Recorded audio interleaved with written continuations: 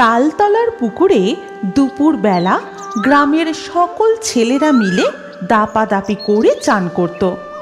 সেই পুকুরের উপর দিয়ে একটি তাল গাছ বেশ খানিকটা হেলে গিয়ে আবার সোজা হয়ে উঠেছে, আর ওই গাছের উপর থেকেই ছেলেরা ঝাঁপিয়ে জলে পড়ত। এই এবার কিন্তু আমি গাছে উঠে জলে ঝাঁপ দেব। ঠিক আছে, তবে পরে কিন্তু আমি।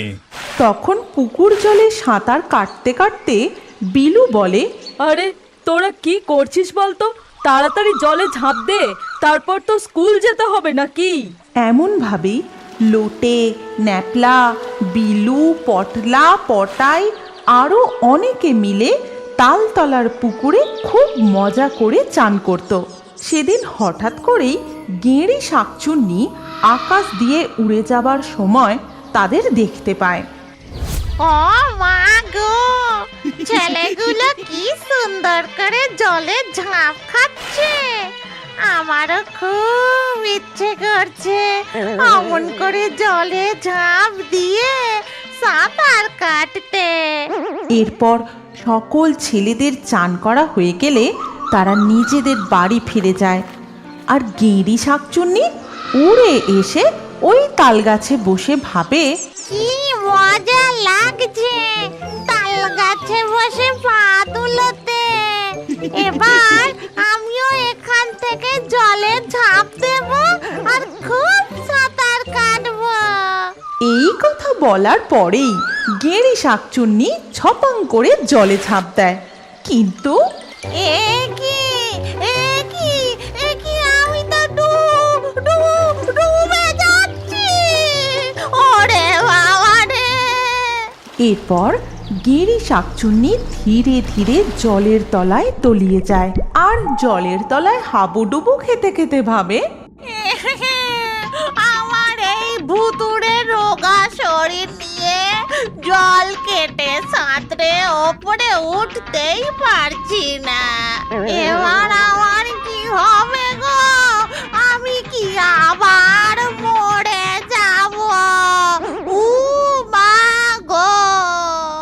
সে যতবার ওই পুকুরের জল থেকে ওঠার চেষ্টা করে ততবারই গড়িয়ে তলিয়ে যায়, কিছুতেই আর উঠতে পারে না। আর এইভাবেই সারা রাত কেটে যায়। পরের দিন আরে চল চল, তাড়াতাড়ি পা চালা, নইলে কালকের মতো আজও স্কুলের দেরি হয়ে যাবে। হ্যাঁ হ্যাঁ, তাল গাছের ওপর থেকে পুকুরের জলে ঝাঁপ মারতে যা মজা লাগে না। আবারও তারা পুকুরে ঝাঁপ দিয়ে সাঁতার কাটতে থাকে। তখন জলের তলায় বসে গেঁড়ি ভূত বলে, ওই ছেলেটা এবার জলে ঝাঁপ দেবে মনে হচ্ছে। একবার ঝাঁপ দিলেই ওর ঠ্যাং ধরে আমি জল থেকে উঠে পড়বো। যেমন ভাবা তেমন কাজ। পটাই জলে ঝাঁপ দিয়ে ডুব সাঁতার দিতে থাকে। তখন এই ধরেছি, ব্যাটার ঠ্যাংটা একেবারে চেপে ধরেছি। কিন্তু পটাইয়ের ডান পা কে যেন টেনে ধরেছে বুঝতে পারার সাথে সাথেই পটাই আর এক পা দিয়ে মারে জোর এক লাথি। উরে বাপ রে, কি জোর মারলো রে! আমার চোখ খুলে জলে ভেসে গেল। তারপর গেঁড়ি শাকচুন্নি নিজের চোখ তুলে নিয়ে ঠিক করে লাগিয়ে নেয় এবং বলে, এবার আর পা ধরবো না বাবা, এবার সোজা ঘাড়ে চেপে বসবো। এদিকে পটাই জল থেকে উঠে বলে, জানিস জলের তলায় কে আমার পা টেনে ধরেছিল? বেটাকে এমন লাথি মেরেছি না, মনে রাখবে। এই তুই মিথ্যা কথা বলিস না তো, আমরা তো রোজ সাঁতার কাটছি, কিছুই তো হয় না। না রে, আমি সত্যি বলছি। তোরা সবাই এখানেই দাঁড়া, আমি এক্ষুনি সাঁতার কেটে আসছি। আর পটলা পুকুরে ঝাঁপ দেওয়ার সাথে সাথেই গেঁড়ি শাকচুন্নি তার ঘাড়ে চেপে বসার চেষ্টা করে, কিন্তু পটলা ঘুরে বাগিয়ে মারে এক ঘুষি। উরে বাপ রে, এই রোগা শরীরে এত লাথি ঘুষি খেলে কল কবজাগুলো কি আর ঠিক থাকে? এরপর পটলা জল থেকে তাড়াতাড়ি উঠে বলে, না রে, পটাই ঠিকই বলেছে, জলের তলায় নিশ্চয়ই কিছু একটা আছে। কে যেন আমার ঘাড়ে চেপে বসেছিল, বাগিয়ে দিয়েছি এক ঘুষি। এই কথা শুনে সকল ছেলেরা ভয় সেখান থেকে চলে যায় আর সবাই মিলে যায় গ্রামের দিনু জেলের কাছে। দিনু কাকা, ও দিনু কাকা, বাড়ি আছো নাকি? ওই কি হয়েছে রে? তোরা এখন আমার কাছে এসেছিস, কি ব্যাপার? তেমন কিছু নয় গো, কিন্তু সাঁতার কাটতে গিয়ে আমাদের মনে হচ্ছে ওই তালতলার পুকুরে কিছু একটা আছে। তারপর সকল ছেলেরা মিলে দিনু জেলেকে পুরো ঘটনাটা খুলে বলে। আর সব কিছু শোনার পর ঠিক আছে, চল তো, আমি আমার জালটা একবার পুকুরের জলে ফেলে দেখি কিছু ধরা পড়ে কিনা। তারপর পুকুর ঘাটের কাছে এসে পাড়ে দাঁড়িয়ে দিনু জেলে তার জাল পুকুরে ফেলে। আর তক্ষুনি গেঁড়ি শাকচুন্নি ওরে বাবা, বাঁচলাম! এবার এই জালে করেই আমি জল থেকে উঠে যাব। এবং সে তাই করে, কিন্তু জাল ওপরে তোলার পরে তারা কিছুই দেখতে পায় না। কই রে, জালে তো কিছুই ধরা পড়লো না। ওরে, এই তো আমি! ভালো করে দেখ না, এই যে আমি! তুমি আরো একবার জালটা ফেলো না গো, যদি এবার কিছু ওঠে। ওরে ওরে, আমাকে আগে বার কর রে, তারপর না হয় আবার জালটা ফেলিস। এদিকে দিনু জেলে আবারও জাল ফেলার তোড়জোড় করছে। তখন ওই দেখো, আবার আমায় জলে ফেলে দেবে বলে প্রস্তুতি নিচ্ছে। কি জ্বালায় পড়েছি রে বাবা! এখন তো দেখছি আমার ধারালো দাঁত দিয়ে জালটা কেটে পালাতে হবে। ও দিনু কাকা, তাড়াতাড়ি আর একবার জালটা ফেলো না। আমি বুঝতে পারছি কোথাও কিচ্ছু নেই, তোরা শুধু শুধু আমার সময় নষ্ট করছিস। কিন্তু তক্ষুনি গেঁড়ি শাকচুন্নি দাঁতে করে জাল কেটে ফুরুত করে উড়ে যায়। এ কি, আমার জালটা তো এক্ষুনি ভালো ছিল, কিন্তু ছিঁড়লো কি করে? তবে কি জালের মধ্যে সত্যি সত্যি কিছু ধরা পড়েছিল যে জাল কেটে পালিয়ে গেল? এই চল আমরা পালাই, নিশ্চয়ই তালপুকুরে ভূতে বাসা করেছে। হ্যাঁ, ঠিকই বলেছিস, আমারও সেটাই মনে হচ্ছে। চল চল পালাই, তাড়াতাড়ি পালা! ওরে বাপরে, পালা পালা পালা পালা! ভূত যখন তেঁতুল গাছে পা আটকে দোল খাচ্ছিল, তখন জঙ্গলের দিক থেকে একটা সুর ভেসে আসে। আসলে জঙ্গলের সেই শেওড়া গাছের শালিক পাখিটা কল্কিপুর গ্রামে ঢোকা বেরোনোর পথের ঠিক মুখের কাছে একটা বড় তেঁতুল গাছ ছিল। সেখানে কোথা থেকে এক ভূত এসে হাজির। সে কখনো গাছের ডালে পা ঝুলিয়ে বসে থাকে, আবার কখনো গাছের ডালে পা আটকে নিজে ঝুলে দোল খায়, আর খায় তেঁতুল। সেই পথ ধরে একদিন যাচ্ছিল হারু নাপিত। এই নাপিত, এখন খাবে নাকি? কে কে কথা কয়? এই যে ওপরে দেখ দেখ। ওরে বাবা, এই যে ভূত! তখন ভূত ঝপ করে গাছ থেকে নেমে তার কাঁধে চেপে বসে। এই দেখ, তেঁতুল খা। না, আমি তেঁতুল খাবো না, আমায় ছেড়ে দাও। আগে এই 5টা গোটা তেঁতুল খা, তারপর ছেড়ে দেব, নইলে তোর ঘাড় মটকে দেব। এইভাবে যে সেই গাছতলা দিয়ে যায় তাকেই ভূত ধরে জোর করে তেঁতুল খাওয়ায়। এমনই একদিন সেই পথ দিয়ে রামু ছাগল নিয়ে যাচ্ছিল, আর ঠিক সেই গাছতলায় পৌঁছতেই উমা, ছাগল! কি নাদুস নুদুস! বলেই ভূত ছাগলটাকে গাছে তুলে নেয়। এই কে রে? কে আমার ছাগল তুলে নিলি? ও বাবা, ভূত! রাম রাম রাম রাম রাম রাম রাম রাম! আর সাথে সাথে ভূত গায়েব হয়ে যায়, কিন্তু আবার ফিরে এসে বলে, এই তুই কেনার নাম নিলি কেন রে? এখনই আমার হয়ে যাচ্ছিল আর কি। এবার তোকে 10টা তেঁতুল খেতে হবে। এই বলে ভূত রামুর কাঁধে চেপে বসে আর বলে, খা খা খা বলছি, নইলে ছাগল আর তুই একসাথে মরবি। ওরে বাবা রে, আমায় ছেড়ে দাও, আমি তেঁতুল খাবো না, বাঁচাও। কিন্তু ভূত তার ঘাড়ে বসে চেপে ধরে তাকে তেঁতুল খাওয়াতে থাকে। এই রকম করে নানাভাবে সে গ্রামের লোকেদের বিরক্ত করতে থাকে। কারুর ছাগল তুলে নেয় তো কারুর টিকি ধরে টানে,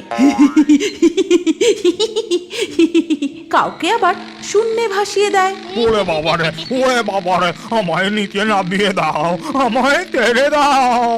এর উপর আবার সবাইকে তেঁতুল খাওয়াতে থাকে। আর ভূতের এইসব উৎপাত দেখে তার হাত থেকে বাঁচার জন্য গ্রামের সবাই মিলে একটা বৈঠকে বসে।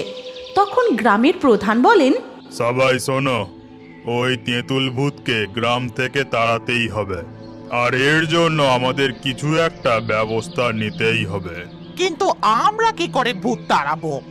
আমার মনে হয় তেঁতুল গাছের তলায় আগুন জ্বালিয়ে দিলেই ধোঁয়ায় যেমন মৌমাছি পালায়, তেমনি ভূতটাও পালাবে।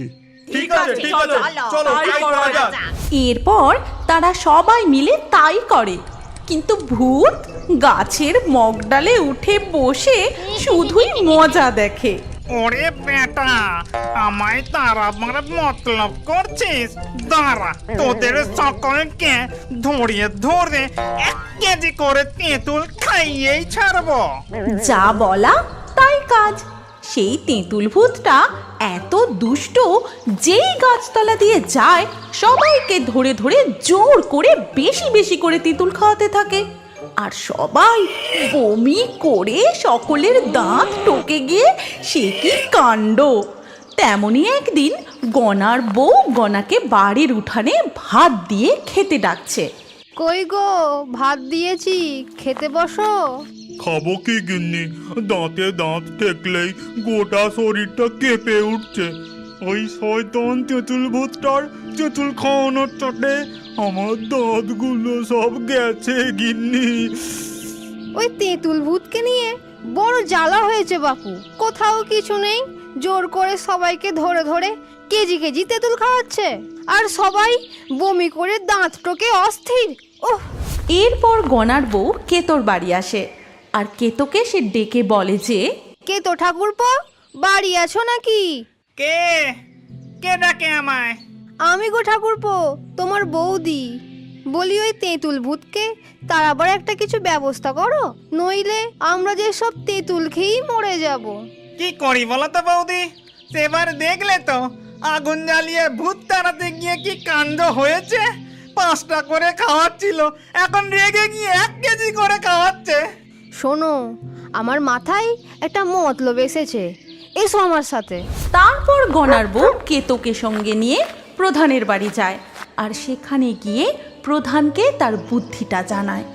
বুদ্ধি শুনে প্রধান বেশ খুশি হন আর বলেন, বাহ বাহ, বেশ ভালো বুদ্ধি এঁটেছো দেখছি গনার বউ, কিন্তু এর জন্য তো তান্ত্রিকের কাছে যেতে হবে।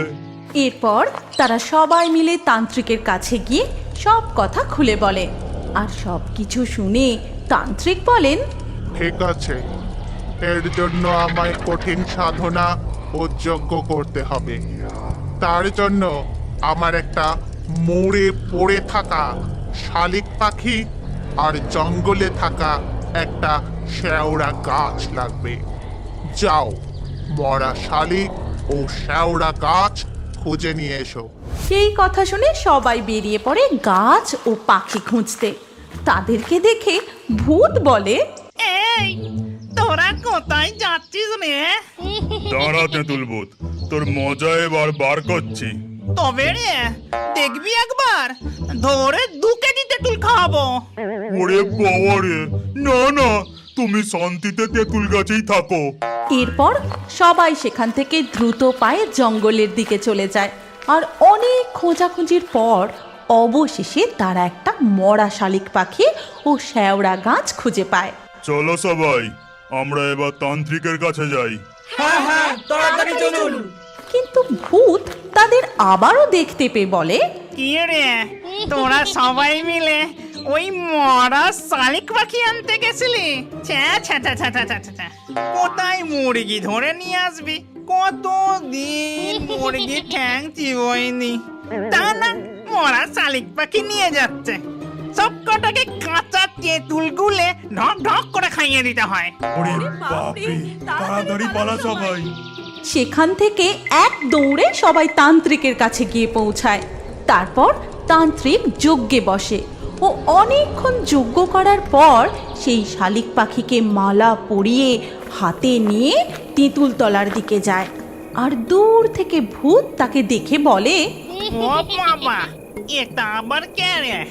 ও তান্ত্রিক, ও তান্ত্রিক, মরা শালিক পাখিকে মালা পরিয়ে কোথায় চললে গো? তোর বিয়ে দিতে রে ও যুবক। ভূতের সাথে তান্ত্রিক ফাজলামি করছে, কিন্তু বেটার খুব সাধনা শক্তি। আমি তো ওর কাছে যেতেই পারবো না, নইলে বেটাকে ভালো করে বুঝিয়ে দিতাম। এরপর দুদিন কেটে যায়। তৃতীয় দিন ভরা অমাবস্যায় মধ্যরাতে ভূত যখন তেঁতুল গাছে পা আটকে দোল খাচ্ছিল, তখন জঙ্গলের দিক থেকে একটা সুর ভেসে আসে।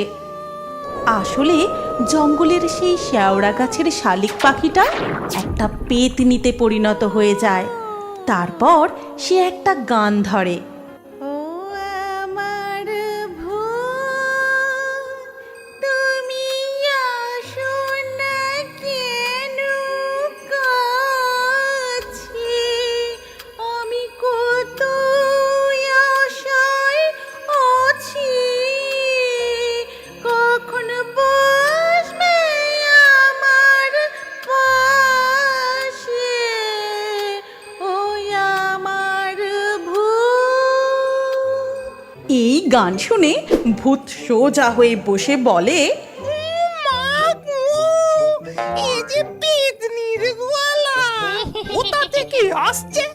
আমায় আবার কান কুয়ে ডাকছে। আমি আসছি পেতনি সোনা, আমি আসছি। ও মা গো, এ যে টুরুলাও। এই বলে ভূত তেঁতুল গাছ ছেড়ে জঙ্গলে সেই শেওড়া গাছে চলে যায়। আর সেখানে গিয়ে আনন্দের সাথে পেতনি সহ দোল খেতে থাকে। তুমি কি জানো আমাদের গল্পের মধ্যে তুমিও থাকতে পারো? কি করে? প্রথমে আমাদের পিক্সটোন চ্যানেলটি সাবস্ক্রাইব করো, তারপর তোমার নাম কমেন্টে লিখে দাও। লাকি ড্রয়ের মাধ্যমে তোমাদের নাম বেছে নেওয়া হবে। কার কার নাম দিয়ে আমাদের নতুন কার্টুন গল্প তৈরি হয়েছে সেটা দেখার জন্য স্ক্রিনের ওপর এই ভিডিও কার্ডে ক্লিক করো।